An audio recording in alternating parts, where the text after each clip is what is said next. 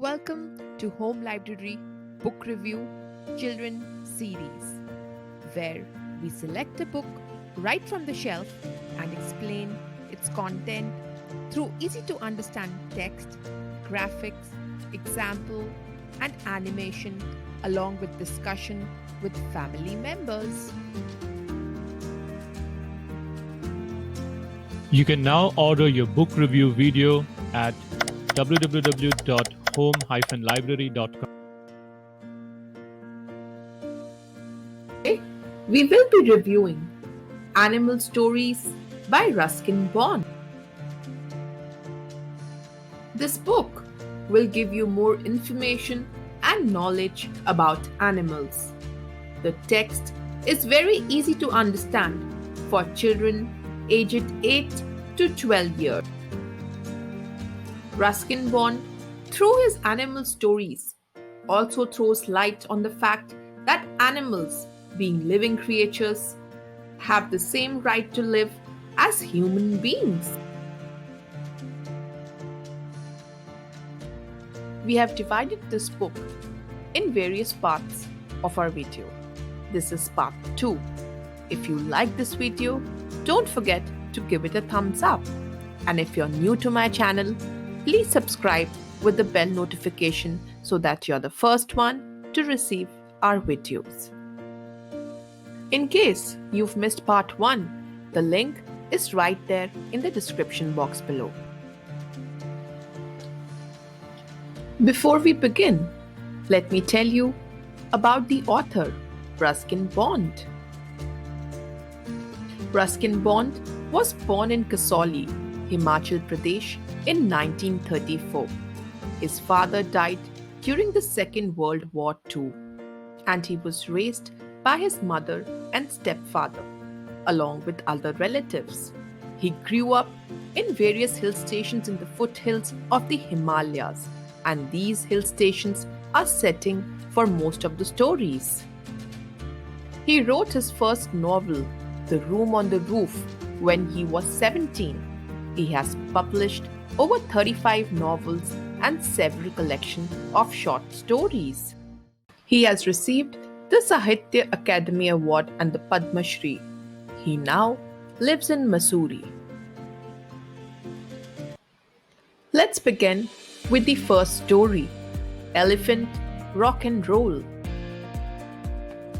Elephants of any age are very mischievous and very nimble on their feet. In Assam, there is a belief that wild elephants sometimes assemble together to dance. This story is from the Bay of Bengal. At one time, elephants were regularly taken by steamer down the bay from Calcutta to Chittagong, a distance of 600 kilometers. They were needed in Chittagong to help in piling timber, a job they did neatly and efficiently.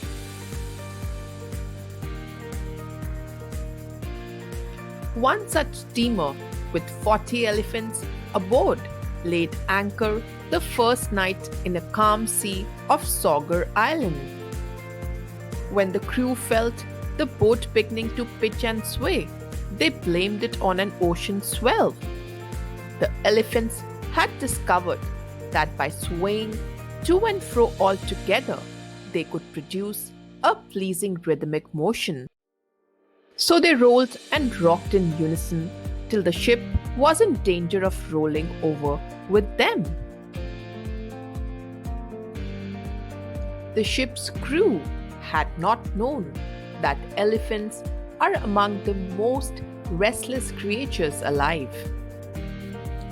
Always in motion, the man-outs were hurried down into the hold. With each one seated on an elephant, they made the animals break step. The ship stopped swaying. But the elephants still made more mischief at mealtime, when men brought them their fodder. One of them casually tripped the man over with its trunk, and straightway the other snatched away the bundles of grass. There was no wharf at Chittagong, but that was no problem for the elephants. They would swim and go to the shore. The first elephant was lowered from the deck towards the water, with a mahout on his neck and a seaman on deck clinging to the other end of the security chain. But the seaman let go too soon. The elephant fell with a mighty splash. Fortunately, no one came to any harm, and the elephants made their way safely ashore. To those standing on the shore, it must have been a wonderful and awe-inspiring sight, as those 40 great elephants rose out of the sea to walk majestically through the hissing surf towards the land. Let's move on to the second story. Grandpa Fights an Ostrich. One day, grandfather's horse had a slight accident, so he decided to do the journey on foot. He took a shortcut through the hills which went through an ostrich farm. It was the breeding season, and at this time, the male birds are very aggressive and are ready to attack at the slightest provocation. But he knew his dog Sam would scare away any bird that would attack him.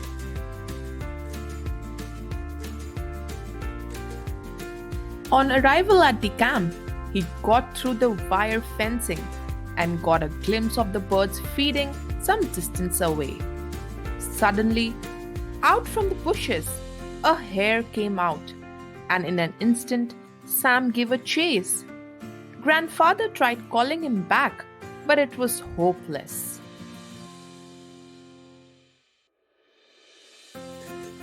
The ostriches startled and began darting to and fro.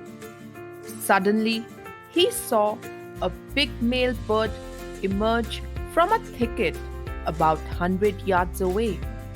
He stood stock still and stared at him for a few moments.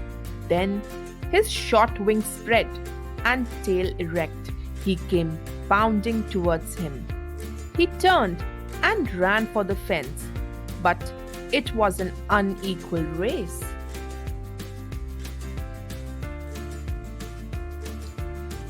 There was only one hope: to get behind a large bush and try to elude the bird until help came. So he rushed for the nearest clump of thorn bushes. The great bird was immediately upon him, and grandfather dodged behind the bushes.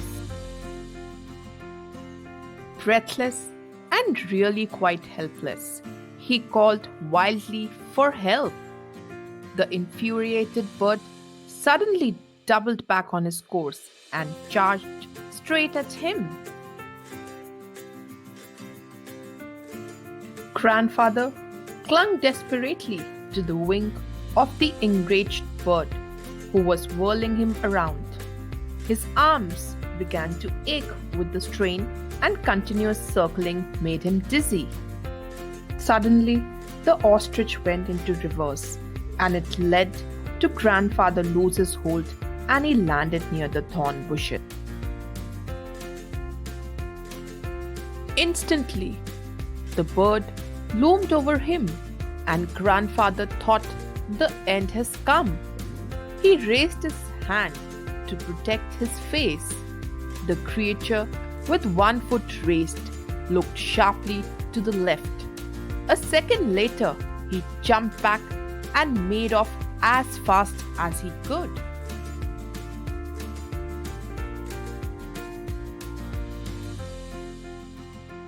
Wondered what happened to make him beat so unexpected a retreat? To his great joy, he heard the bark of his dog, and the next moment he was jumping around grandfather and licking his face and hands.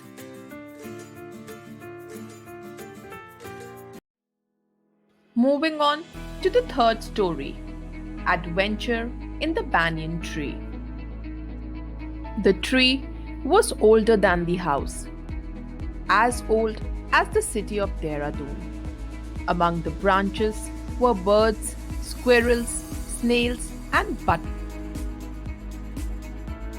In the spring, the banyan tree was full of small red figs. Birds of all kinds would flock into its branches. Bulbul, parrots, menas, and crows squabbling with one another. Halfway up the tree, the boy had built a crude platform. When it was not too hot, afternoons were spent there reading and propping up against the bole of the tree with a cushion.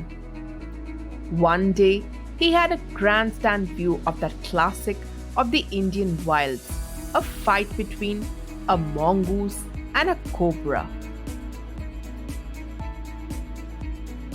A huge cobra glided out of a clump of cactus. At the same time, a mongoose emerged from the bushes and went straight for the cobra. The grey mongoose, 3 feet long, was clever and aggressive, but the cobra too was skillful and experienced fighter. The mongoose raised his bushy tail, and the cobra raised half of his 6-foot length off the ground. Though the combatants were not aware of the boy's presence on the tree, they were soon made aware of the other two spectators, a mena and a jungle crow. The cobra stayed on the defensive, swinging slowly from side to side, trying to mesmerize the mongoose into making a false move. But the mongoose knew the power of his opponent's classy, unwinking eyes and refused to meet. He fixed his gaze at Cobra's hood and opened the attack. The cobra struck mongoose and missed as the mongoose sprang aside, jumped in, and bit the snake. The crow and the mena, still determined to take part in the proceedings, dived at the cobra. The mena flew on and reached its perch, but the crow tried to pull up in mid-air and turned. In the second that it took the bird to do this, the cobra whipped his head back and stuck with great force, his snout thudding against the crow's body. The cobra was weakening. The mongoose, walking fearlessly up to it, raised himself on his short leg. The lightning snapped. He had the big snake by the snout. The cobra writhed and lashed about in a frightening manner and even coiled himself about the mongoose, but to no avail. The little fellow hung grimly on until the snake had ceased to struggle. He then sniffed along its quivering length, gripped it round the hood, and dragged it into the bushes.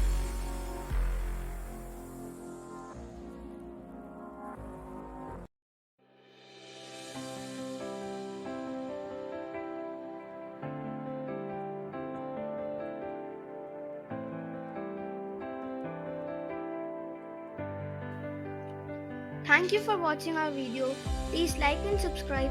Also press on the bell notification button for more videos like these. Until next time, take care and bye.